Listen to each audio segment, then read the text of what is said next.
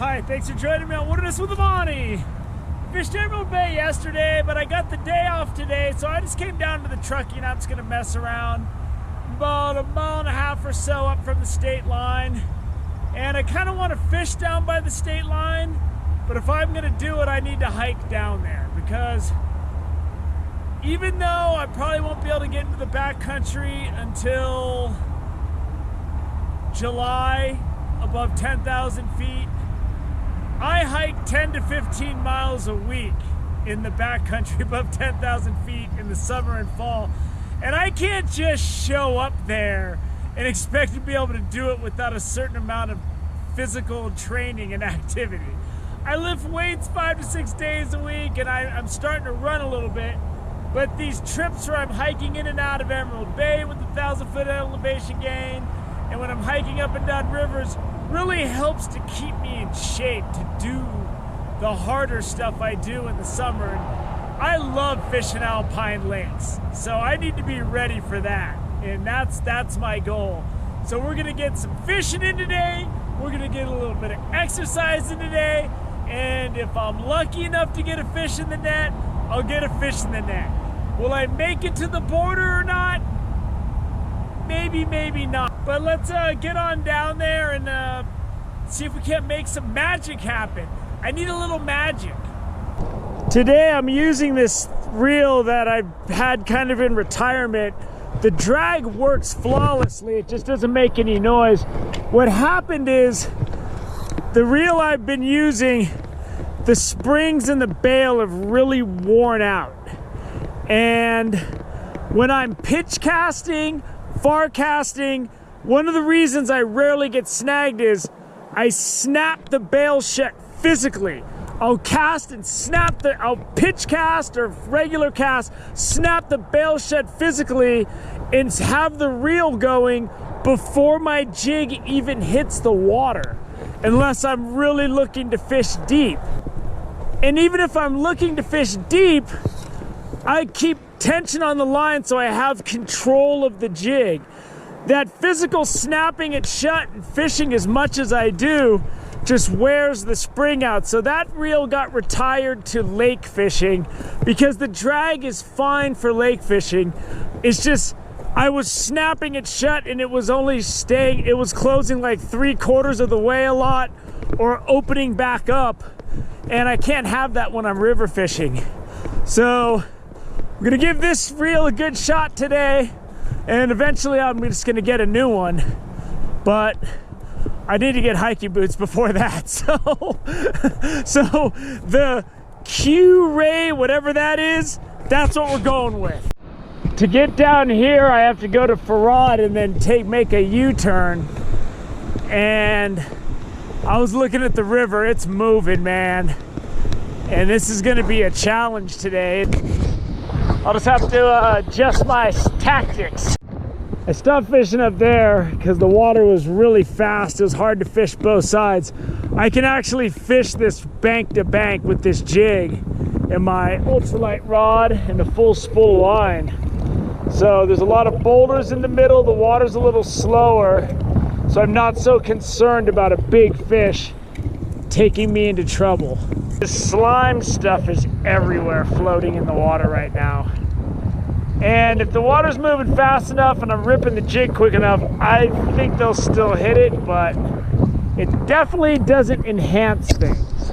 Well, I struck out in one of my most productive parts of the stream.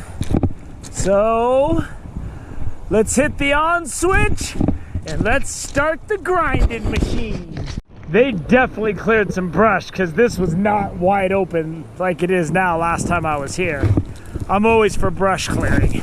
I just cast it out to that big white rock out there and like a 14 to 16 incher just followed it right up. First fish I saw. He wasn't so big. I think he might be young and stupid enough to bite. The one tricky thing about fishing cross current like I am when the flow is up is from the point your jig hits the water to after getting swept around and you make a bunch of casts and a fish follows it right up to your feet like that, you have no idea where that fish came from. it could have come from anywhere in the river. So it's really hard to target it again. So I just made a bunch of casts, and that fish was a little wiser than I was giving it credit for. I'm nearly in Nevada, but I finally got one. Tighten that drag a little bit. Seems to be okay. He went right downstream on me. There's a big sandbar out there. I threw it out once and I saw him come again. He came out and he missed it. He's fighting. Seems to be better than I thought it was. When I saw him swipe at it the first time, I thought it was small, but it's a decent brown or rainbow or whatever it is. I haven't even seen him. There he is. Like I said, this drag doesn't make noise, but it goes. And I fished a lot of good water today, and this is like the low success water for me. Oh man, I barely got that fish. You can see that barbless jig is just hanging on the outside of his mouth. Ugh. Don't jump, dude. If he jumps, he's gonna get me. It'll be checkmate. He's not even that big. He's just fighting really hard. Oh, he's not bad. It's a good fish. All right, take a shot at him. Ugh, got him. Got him.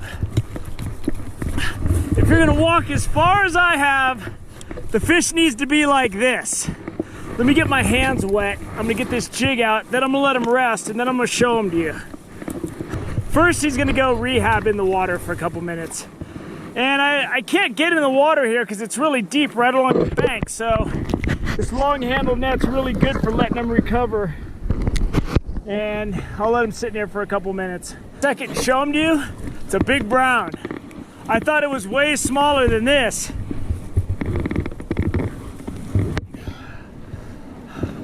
There it is.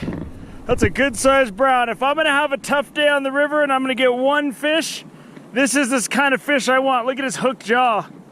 Man, that's nice. I'm gonna put him in the net and just let him swim out. And you can watch him. Look at him thrashing. Look at him thrashing. Look at him thrashing. Get out of the net. Go back to your sandbar, dude. So I'm kind of tired, and I almost just bypassed this whole calm stuff because it's such a low success rate for me here in this kind of water. But there's a sandbar. I could reach the other side over there, but this is too wide for me. But I can reach that sandbar, and I made a cast out there, cross current, and popped it through, and he came up and took a swipe at it. I saw his tail, and he missed it. And I made 2 more casts, and then I put it through, and I was just doing little dink, dink, dink, and he hit it right when it got out of that sandbar and into the deep trough. I just went dink, dink, and it was too much for him to resist. God, I've been fishing one jig and one knot all day, and I just tested my knot and my line just snapped. And I just let that fish go 2 casts ago. Maybe I shouldn't be so lazy and just tie a new knot every now and then. I have various clips where a lot of times you can just walk on that because it's dry. Obviously the flow is way up. And as it's gotten warmer, the river's become more raging and it's getting more stained. I'm glad I got that fish when I did. And I'm heading back into California. This side's Nevada, this side's California. Well, I got my exercise. And full confession, when I said in the intro that I was willing to hike all the way into Nevada, I really didn't think that was gonna happen. And I was struggling, man, and it was like the water was stained, but I had a lot of casts that got spoiled because I put it in the perfect spot and I come back with a clump of that green algae. The flow must have really come up recently because there's so much of that stuff that's gotten washed into the river system.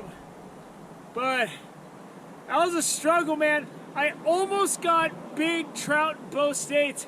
I got that big one right before Nevada, but I'm gonna save you the long clip because I put up that long Emerald Bay one yesterday where I'm talking about the people on the float plane. But I got down into Nevada and there was a big boulder and I saw a big flash go for my jig. So I waited, ate a sandwich, drank some water, changed my jig because I was using the original jig. It was falling apart and nothing. With jigs a lot, you'll get one shot. So if they flash or they follow it, a lot of times they won't go for it again. And that's on me. I should have left that jig in. He pitched a good game and I gave him the hook with 2 outs in the bottom of the ninth to try to save a game I was already winning. I'm sorry, jig. But the thing was falling apart. It was coming unraveled. Thank you for joining me on Wilderness with Amani. Until next time.